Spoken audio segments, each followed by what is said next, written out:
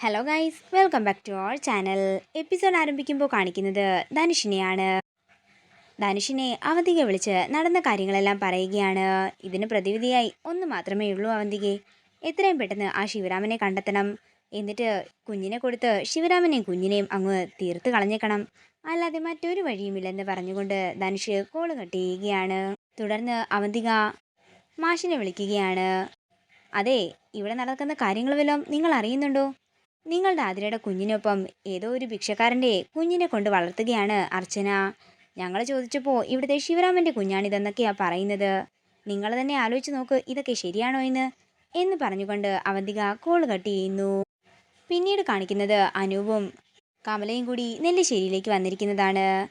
നീ ആ കുഞ്ഞിനെ അനൂപിൻ്റെ കയ്യിലേക്ക് കൊടുക്കാനായി കമല പറയുമ്പോൾ, അമ്മേ, ഇത് ശിവേട്ടൻ്റെ കുഞ്ഞാണെന്നും നടന്ന കാര്യങ്ങളുമെല്ലാം തന്നെ അർച്ചന പറയാൻ ശ്രമിക്കുകയാണ്. എൻ്റെ മോളെ, നീ എടുത്ത തീരുമാനം ശരി തന്നെയാ. ഞങ്ങൾ നിന്നെ കുറ്റപ്പെടുത്താൻ വേണ്ടിയല്ല വന്നത്, കുഞ്ഞിനെ കാണാൻ വേണ്ടിയാണെന്ന് പറഞ്ഞ് സ്നേഹത്തോടെയും സന്തോഷത്തോടെയും ആ കുഞ്ഞിനെ ചേർത്ത് പിടിക്കുകയാണ് അനൂപും കമലയും. ഇതൊക്കെ കാണുന്ന അവന്തിക ദേഷ്യത്തോടെ നിൽക്കുന്നതാണ് കാണിക്കുന്നത്. പിന്നീട് കാണിക്കുന്നത് അർച്ചന കുഞ്ഞിനെയും കൊണ്ട് ആതിരയുടെ അടുത്തേക്ക് ചെല്ലുന്നതാണ്. ആതിരെ, എനിക്ക് നിൻ്റെ ഒരു സഹായം വേണം. അതിനുവേണ്ടിയാണ് ഞാനിപ്പോൾ ഇങ്ങോട്ടേക്ക് വന്നത്. നീ ഈ കുഞ്ഞിന് കൂടി അല്പം പാൽ കൊടുക്കാമോ എന്ന് ചോദിക്കുമ്പോൾ, കുപ്പിപ്പാലൊന്നും കൊടുത്തു നോക്കിയില്ലേ എന്ന് ആതിര ചോദിക്കുന്നു. അതൊക്കെ കൊടുത്തു നോക്കി, പക്ഷേ കുടിക്കുന്നില്ല. ചെറിയ പ്രായമല്ലേ, അതുകൊണ്ടായിരിക്കുമെന്ന് അർച്ചന പറയുമ്പോൾ ആതിര സമ്മതം പറഞ്ഞുകൊണ്ട് കുഞ്ഞിന് പാൽ കൊടുക്കുകയാണ്. ഈ കാഴ്ച കണ്ട് ദേഷ്യത്തോടെ നിൽക്കുകയാണ് അവന്തിക. ഞാൻ എന്ത് കാണരുതെന്ന് വിചാരിച്ചോ അത് തന്നെയാ ഇപ്പോൾ നടക്കുന്നത്. അവസാനം നെല്ലിശ്ശേരിയിലെ അനന്തരാവകാശി എങ്ങനെയൊക്കെയോ കറങ്ങി ഇവിടെ തന്നെ വന്നെത്തിയിരിക്കുന്നു.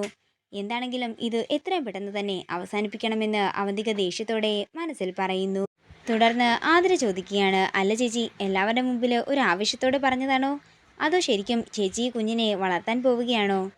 ആവശ്യത്തോടെ പറഞ്ഞതൊന്നുമല്ല മോളെ, എൻ്റെയും സച്ചിയേട്ടൻ്റെയും കുഞ്ഞായിട്ട് ഇവളെ വളർത്താനാണ് ഞാൻ തീരുമാനിച്ചിരിക്കുന്നത്. ഞാൻ എന്താണെങ്കിലും ഇവളെ കൊണ്ടുപോയെന്ന് ഉറക്കട്ടെ, ഇല്ലെങ്കിൽ എൻ്റെ ജോലിയൊന്നും തീരില്ലെന്ന് പറഞ്ഞ് അർച്ചന അവിടെ നിന്ന് പോകുന്നു. അതേസമയം സന്ദീപ് മുറിയിലേക്ക് വരികയാണ്. ഏട്ടത്തി നല്ല സന്തോഷത്തോടെയാണല്ലോ പോയതെന്ന് സന്ദീപ് ചോദിക്കുമ്പോൾ, ഏട്ടത്തിയുടെ കയ്യിൽ കുഞ്ഞിനെ കണ്ടില്ലായിരുന്നോ, അതിൻ്റെയാണ് സന്തോഷമെന്ന് ആതിര പറയുന്നു. അങ്ങനെ അവർ ആ കുഞ്ഞിന് മാളു എന്ന് പേരിടുകയാണ്. നേരം രാത്രിയാകുന്നു. പിന്നീട് കാണിക്കുന്നത് നന്ദൻ കയ്യിൽ കുറച്ച് കവറുകളുമായിട്ട് മുകളിലേക്ക് പോകുന്നതാണ്. ഇത് കാണുന്ന അവന്തിക ചോദിക്കുകയാണ്, നന്ദേട്ടൻ എന്താ മുകളിലേക്ക് പോകുന്നത്? അതെന്താ മുകളിലേക്ക് പോകാൻ പാടില്ലെന്ന് എവിടെയെങ്കിലും എഴുതി വെച്ചിട്ടുണ്ടോ എന്ന് നന്ദൻ ചോദിക്കുന്നു. അതല്ല നന്ദേട്ട, നമ്മുടെ മുറി താഴെയല്ലേ.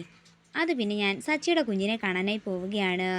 എൻ്റെ നന്ദേട്ട, അത് സച്ചിയുടെ കുഞ്ഞൊന്നുമല്ല, ഏതോ തെരുവിൽ കിടക്കുന്നവരുടെ കുഞ്ഞാണെന്ന് അവന്തിക ദേഷ്യത്തോടെ പറയുമ്പോൾ നന്ദൻ പറയുകയാണ്, ദേ അവന്തികെ, ആ വളരുന്നത് സച്ചിയുടെയും അർച്ചനയുടെയും കുഞ്ഞാണെങ്കിലേ ഞാനതിൻ്റെ വല്യച്ഛനും നീ അതിൻ്റെ വല്യമ്മയുമാണ്.